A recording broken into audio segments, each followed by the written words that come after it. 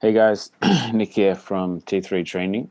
I'm going to talk today about training blocks and annual periodization. And I'm going to talk through the way I periodize my training. If you're a new athlete to my program, I probably asked you to watch this just to give you an idea about the general way in which we're going to periodize the training. So in general, these are the blocks. We have a base phase, a general preparation phase, the specific race prep phase, and the taper phase. In the base phase, we're building lower end aerobic fitness, doing some general training to increase our base aerobic. In the general prep, the sets get a little more specific in terms of the physical outcome that we want. And here we're going to work on threshold and VO2. In the specific race prep, we're doing training that's going to specifically prepare you for the race ahead. And the taper phase, it's the taper before the race. Within the base phase, we have two blocks, base 1, base 2. And in the general prep, we have, again, two blocks, general prep 1 and general prep 2. So in total, I have 6 blocks, base 1, base 2, GP1, GP2, specific prep, and then taper. So this is how it looks. In the base phase, we're doing lower end aerobic training, working on aerobic efficiency. So we're training in the lower ends of the aerobic zone, doing some tempo running, around 70 to 80% max heart rate. We do some fartlek running, up to 85% max heart rate, but it's all lower end aerobic, trying to build a nice, efficient aerobic system. In base 2, we're working on aerobic capacity. Here, we're going to train a little harder. We're going to start doing some harder intervals. But we're also going to do some lower end threshold running, holding heart rate between 80 to 85%.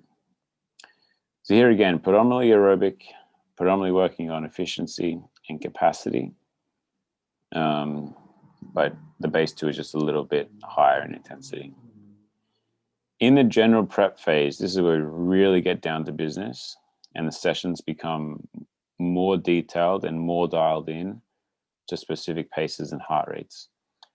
And in the general prep phase, we're trying to get you as fit as possible, with the main consideration for the sessions being the physical adaptation rather than the race. So here we're getting you as fit as possible by pushing your threshold and your VO2 as high as possible. So what we know about every athlete in every distance, having a high VO2 and a high threshold is going to be very, very valuable in preparation for your race. So here the focus is on physical preparation, increasing threshold, increasing VO2.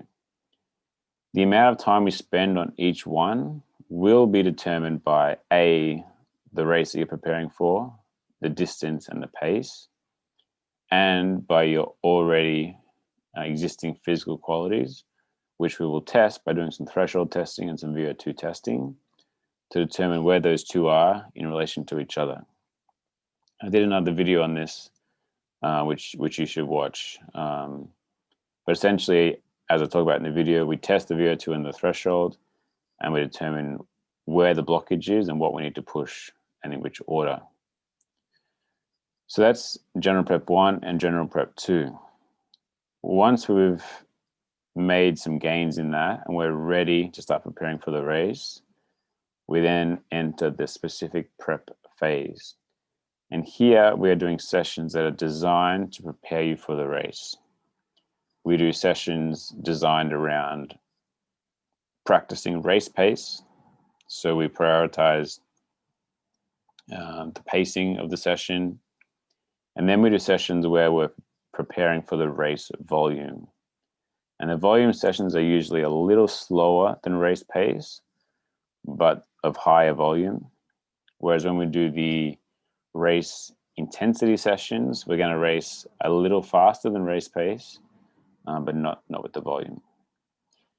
In this phase, we're also going to dial in the other factors surrounding the event, which could be the climate, whether it's going to be hot, cold, or humid.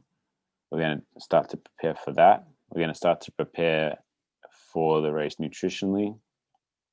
And we're going to start to prepare for the race tactically, because a race is always a race. As much as some triathlon events are more of just a time trial where you're just racing yourself, we need to be prepared for the way the race could be run, especially when it's a professional race. So tactical surges, pushes to the end, slow then fast, wind up, these sorts of tactical elements of the race we equally need to prepare for in the specific prep phase.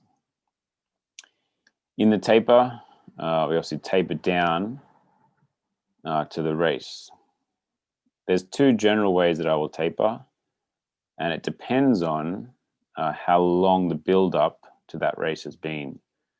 For long build-ups, coming into, for example, the first race of the year, where it could have been a 4-month build-up to that race, you're going to be carrying quite a bit of training and quite a bit of fatigue into that. So we need a longer taper. But the long tapers, the way to do it is you taper down, you shed the fatigue, freshen up, then you have to build up to the race. Build up to the race so that you're not flat come race day. When it's been a shorter build up to the race, maybe in between in-season events where there's maybe a month between events, you just train hard for 3 weeks, taper down, maybe one little intense session after the taper, and then race. That is the taper. The way that looks when you add in gym, and for some of you I'll be programming gym into your program as well, this is how it pairs. In the aerobic efficiency phase in base 1, we're looking at local muscular endurance. We're trying to build resilience in the structures of the body, being tendon, bone, muscle, ligaments, fascia. Trying to make the structures of the body as strong and as resilient as possible. In the base 2, we're working on general strength, working on functional movements, mobility, stability, technique, and form. In the threshold phase, we're working on hypertrophy. We're trying to get good hormonal responses, really build the body up in an anabolic way. Then when we start to want to peak, and that's when we start to do the VO2 training, we then do max strength. Now, the literature around strength training for endurance athletes suggests that it's the max strength and the power training that helps to improve performance. The gym training before that, hypertrophy, general strength, local muscular endurance, is more for injury prevention. For performance, it's max strength and power. That's why we do it close to the race. So the VO2 is paired with max strength. They don't conflict. In the race prep phase, where we really want to be training really, really well, it's all about power. Short sessions, low volume, high power. In the racing phase, we do some primer sessions, which is really trying to spark the central nervous system to increase your performance on the race day. So that's generally the build-up. It's a 6-block build-up. The thing that will change is how long we spend in each one, how many weeks in each, depending on your physical qualities, and how long we have to prepare for the event. Often in a long winter build-up, we'll spend more time in each block leading into the first race. But then from the first race to the second race, we might only have 4 weeks, 6 weeks. Therefore, time spent in each block is different. And we may prioritize what we think we need, depending on what we think we need to improve on for the second race. So that is annual planning and training blocks. If you have any questions, feel free to reach out.